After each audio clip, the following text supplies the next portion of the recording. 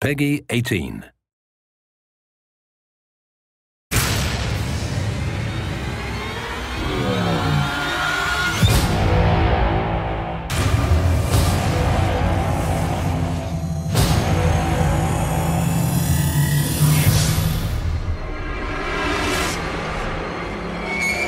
One of the things that we really wanted to make sure that we did with Inversion is that we integrated the gravity powers into the game in a meaningful way so that they didn't feel forced. It feels much more like it's part of the experience. And not only that, but we've tied it into the story, we've tied it into the environments, and in many respects we've substituted gravity with some of the other weapons you might have in the game, so not only does it not feel forced, or it's all the player has.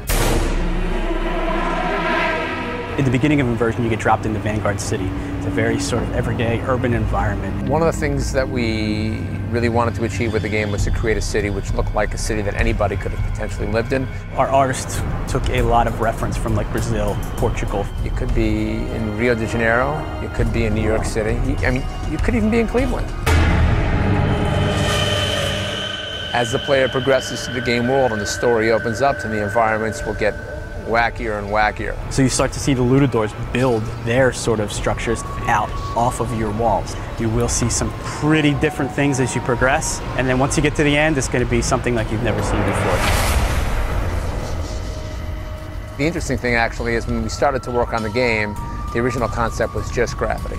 And we decided, you know what, this is so cool to have all these objects floating. It looks so impressive from a physics standpoint. We should probably let the player manipulate those objects. So gravity can affect the environment in multiple ways. You can shoot a low-G projectile, create an impulse, and lift objects up into the air.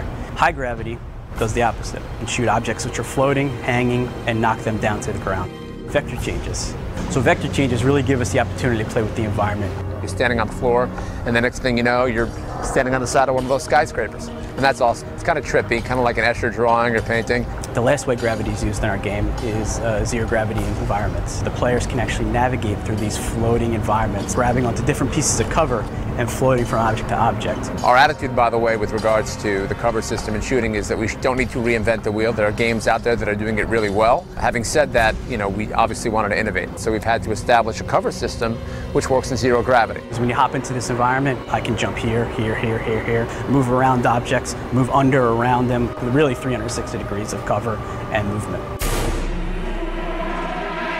One of the fun things about using gravity as a weapon is thinking about how an enemy would react when he gets lifted into zero gravity. So when you shoot the Lutadors with low gravity, they lift up out of the air. Everything's flailing and get their guns and try to shoot, but they're not very accurate because they're floating. There's a lot of recoil, there's a lot of pushback. And actually the enemies can use zero gravity against you. So when the Lutadors have the same powers as you, it makes a very interesting balance.